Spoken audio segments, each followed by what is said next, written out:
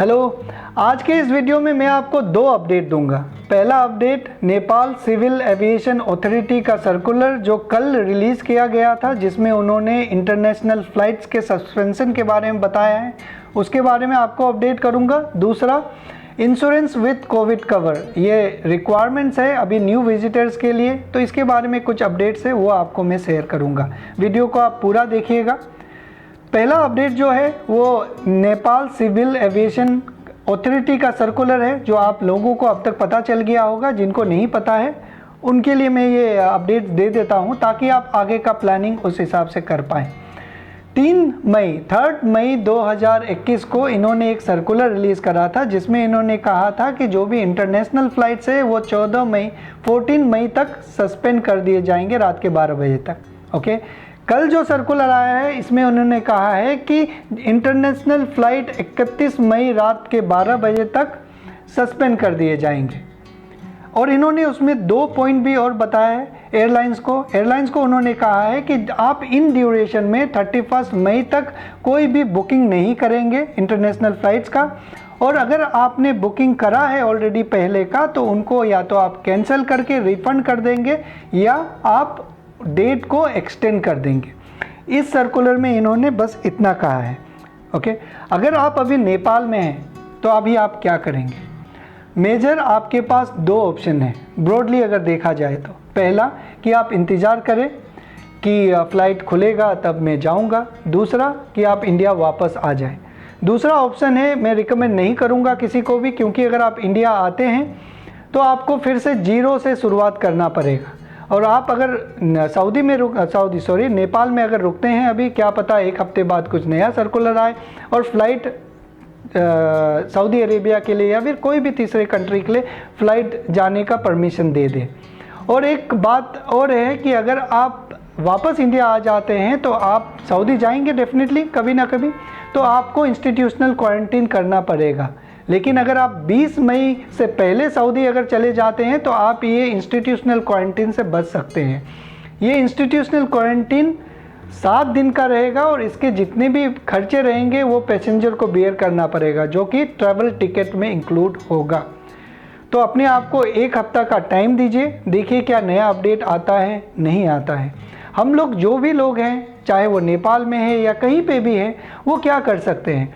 मैंने कल CCHI नहीं, नेपाल एविएशन अथॉरिटी को ट्वीट करा और आज मैं उनके लिए एक लेटर ड्राफ्ट कर रहा हूं, जो कि मैं इंडियन एम्बेसी काठमांडू को भेजूंगा और नेपाल एविएशन अथॉरिटी को भी भेजूंगा। उसमें मैं रिक्वेस्ट करूंगा उनसे कि जो भी लोग नेपाल में हैं उन्हें तीसरे कंट्री मोस्ट प्रोबेबली जो सऊदी अरेबिया जाने वाले हैं उनको जाने दिया जाए। देखते हैं क्या होता है। और आप भी अपनी तरफ से कोशिश कीजिए, जो भी जिनको भी कांटेक्ट करना चाहे करिए, रेस्पेक्टफुली कांटेक्ट कीजिए, क्या पता वो सपोर्ट करे। अब आपके दिमाग में भी एक सवाल ये होगा कि जो भी लोग नेपाल से बाहर जाना चाहते हैं उनके लिए तो फ़्लाइट अरेंज कर ही सकता है नेपाल गवर्नमेंट, क्योंकि नेपाल से अगर कोई बाहर जा रहा है तो नेपाल का कोविड सिचुएशन में कोई असर नहीं पड़ेगा। लेकिन अगर वही लोग अगर नेपाल में रुकेंगे तो डेफिनेटली असर पड़ेगा। तो कुछ कारण ज़रूर होगा जिसके वजह से नेपाल गवर्नमेंट ने ये फैसला किया है। उम्मीद करते हैं कि जल्दी कुछ ना कुछ नया अपडेट आएगा और मैं आप लोगों को गुड न्यूज़ बताऊंगा कि फ़्लाइट चालू हो गया है या फिर जो भी अपडेट होगा वो बताऊंगा। और एक आप लोगों का सवाल था चार्टर्ड फ़्लाइट्स को लेके। चार्टर्ड फ़्लाइट्स का बात चल रहा था 2-3 दिनों से कि 7 तारीख को जाएगा, 9 तारीख को जाएगा, 10 तारीख को जाएगा चार्टर्ड फ़्लाइट। लेकिन एक सर्कुलर आया है जिसमें उन्होंने चार्टर्ड फ़्लाइट जितने भी हैं उनके अपडेट्स दिए हैं। मोस्टली इसमें जो भी फ़्लाइट्स है या तो वो कार्गो एयरक्राफ्ट हैं या वो एयर एम्बुलेंस है। ओके, तो अब तक तो चार्टर्ड फ़्लाइट का कोई अप्रूवल आया नहीं है, क्या पता आने वाले दिनों में आ जाए, क्योंकि बहुत सारे लोग हैं, मैं ही नहीं बहुत सारे लोग यही कोशिश कर रहे हैं कि नेपाल से इंटरनेशनल फ़्लाइट एटलीस्ट डिपार्चर तो स्टार्ट ही हो। तब तक अपना ख्याल रखिए, वेट कीजिए क्या होता है नहीं होता है। उम्मीद करते हैं कि कुछ पॉजिटिव ही होगा। अब दूसरा अपडेट मैं आपको दे देता हूँ इंश्योरेंस विथ कोविड कवर का।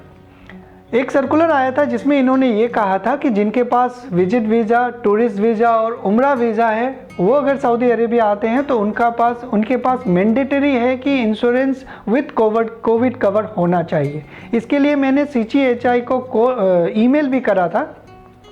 इसके बाद उन्होंने जो रेस्पॉन्स करा वो क्लियर रेस्पॉन्स नहीं था, लेकिन जो मुझे समझ में आया उसमें ये बताया गया है कि अभी CCHI जो है वो फॉर्मेट बना रहा है Covid insurance with Covid cover का।